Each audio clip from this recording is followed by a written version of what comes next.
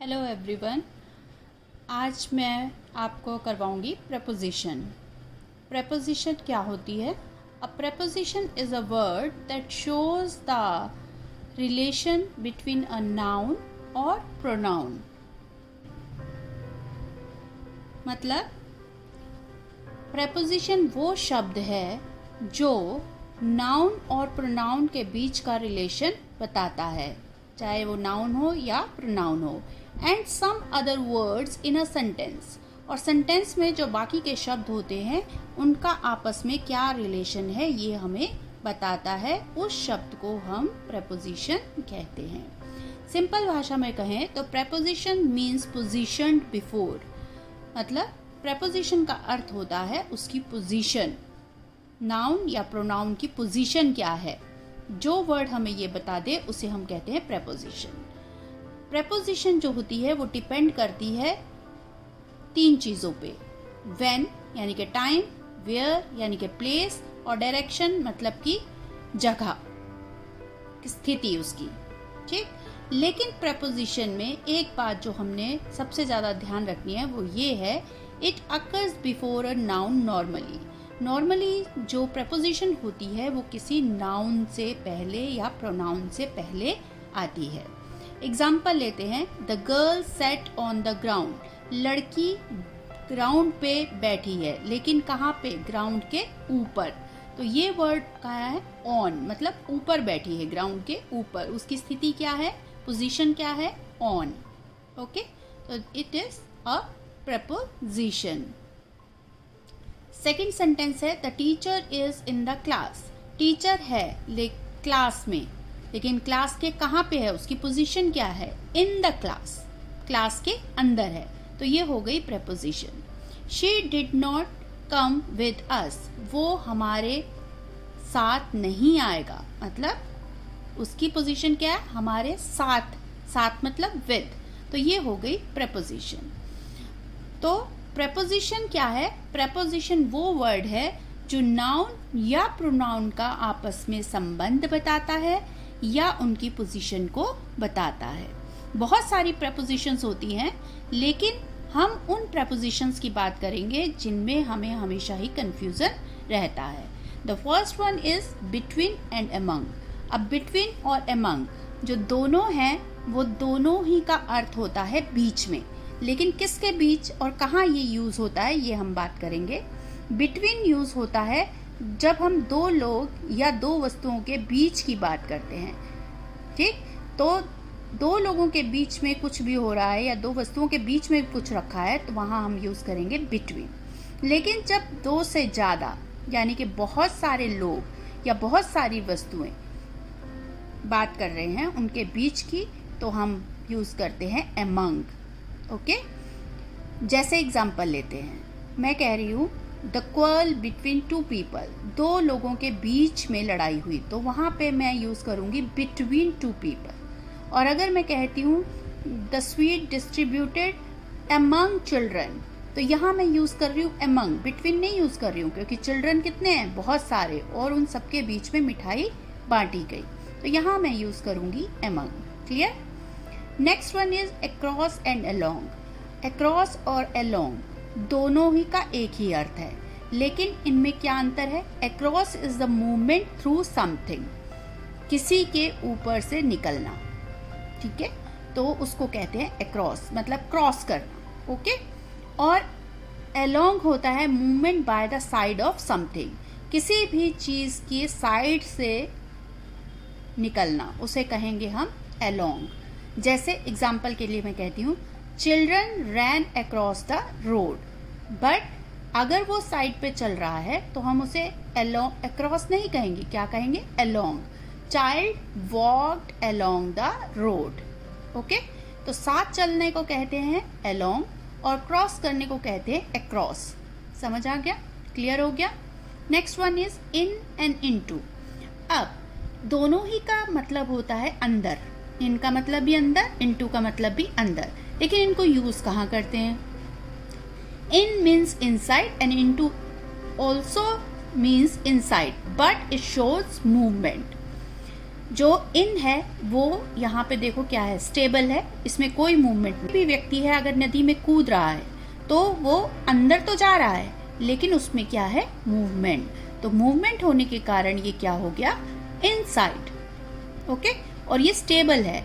Milk is in the glass, तो milk क्या है यहाँ पे, स्टिल है, स्टेबल है, इसमें कोई मूवमेंट नहीं है, पड़ा हुआ है। तो जो चीजें अंदर है लेकिन स्थिर अवस्था में है वहां लिखेंगे इन। और अगर कोई चीज अंदर आ रही है, जैसे someone is coming inside the room, कोई अंदर कमरे में आ रहा है तो उसमें मूवमेंट है, तो उसे क्या कहेंगे, इनटू। ओके, तो हमें ध्यान रखना है जहां मूवमेंट होगी अंदर आने के लिए वहां हम इनटू का यूज करेंगे, और जो चीज स्टेबल होगी, कोई मूवमेंट नहीं है लेकिन अंदर है, तो उसे हम कहेंगे इन। क्लियर। अब नेक्स्ट आता है अंडर एंड बिलो।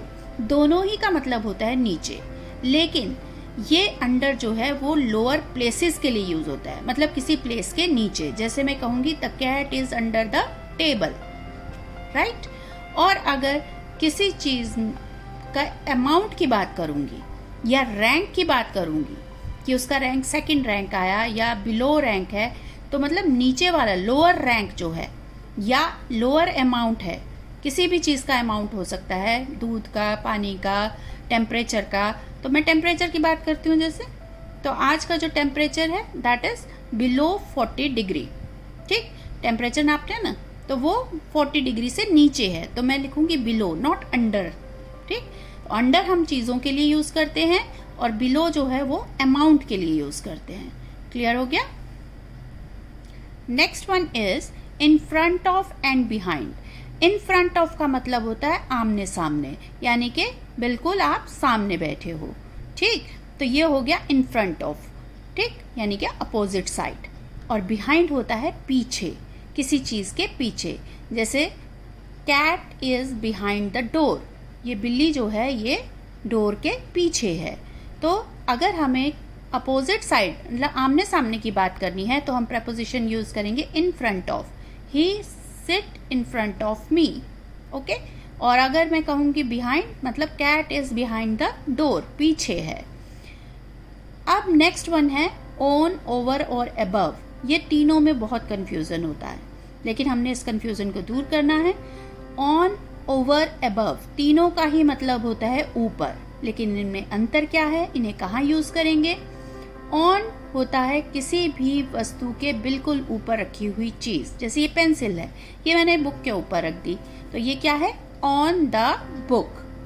ठीक, जैसे ये टेबल है और इस पे ये बॉल रखी है, तो मैं क्या कहूंगी, ball is on the table. अब कोई चीज ऊपर तो है लेकिन उसमें थोड़ा गैप है, वो बिल्कुल ऐसे नहीं रखी है, थोड़ा सा गैप है, तो उसको हम कहेंगे ओवर, क्योंकि इस पेंसिल और इस बुक के बीच में थोड़ा सा डिस्टेंस है। ठीक, तो ये भी ऊपर ही है लेकिन इनके बीच में क्या है, डिस्टेंस है, तो उसको कहेंगे ओवर। जैसे अम्ब्रेला लेते हैं, छाता लेते हैं, तो हम उसको अपने सर पे नहीं रखते हैं, थोड़ा सा ऊपर होता है, तो उसको हम कहते हैं over. The umbrella is over my head, umbrella जो है मेरे सर के ऊपर है। ठीक, ऐसे ही जब कोई चीज ऊपर है लेकिन डिस्टेंस ज्यादा है, मतलब इतना ज्यादा जैसे बादल होते हैं, बादल भी हमारे ऊपर है लेकिन कहाँ है, बहुत ऊपर है, डिस्टेंस बहुत है ना। तो ऊपर तो है लेकिन डिस्टेंस ज्यादा हो गया, तो तब हम यूज करते हैं above. Clouds are above my head, तो ये हो गया अबव। तो क्लियर हो गया। ऑन मतलब बिल्कुल ऊपर रखी हुई चीज जो स्थिर है, ओवर मतलब डिस्टेंस है थोड़ा, और अबव मतलब जब बहुत ज्यादा डिस्टेंस हो। क्लियर। अब आगे चलते हैं, अगला है नियर। नियर मतलब पास, क्लोज। बिसाइड भी साथ में होता है, लेकिन दोनों में क्या अंतर है। नियर जो है वो चीजों के लिए यूज होता है, थिंग्स के लिए यूज होता है। जैसे my school is near my house, मेरा स्कूल मेरे घर के पास है। और बिसाइड लिविंग थिंग्स के लिए यूज होता है, जीवित वस्तुओं के लिए। ठीक है, जैसे इसका मतलब क्या, आई सेट बिसाइड माई फ्रेंड, मैं अपने फ्रेंड के साथ बैठा हूँ। दोनों का ही मतलब क्लोज है, पास है, बिसाइड भी पास होता है मतलब, लेकिन ये क्या है, मैं अपने फ्रेंड के साथ। तो ये लिविंग थिंग्स के लिए यूज हुआ, तो वहां पे बिसाइड यूज करेंगे। और जब हम थिंग्स की बात करेंगे, वस्तुओं की, तो हम यूज करेंगे नियर। क्लियर। अब आता है अप एंड डाउन।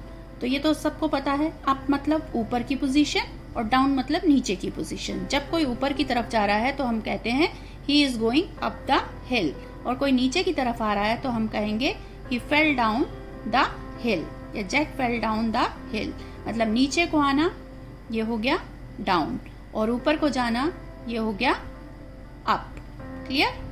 तो मुझे लगता है आपको प्रपोजिशन समझ आ गई होंगी। Thank you. अगर आपको ये वीडियो पसंद आया हो तो इसे लाइक कर दीजिएगा और इस चैनल को सब्सक्राइब कर लीजिए ताकि आपको आने वाले वीडियोस का अपडेट मिल सके।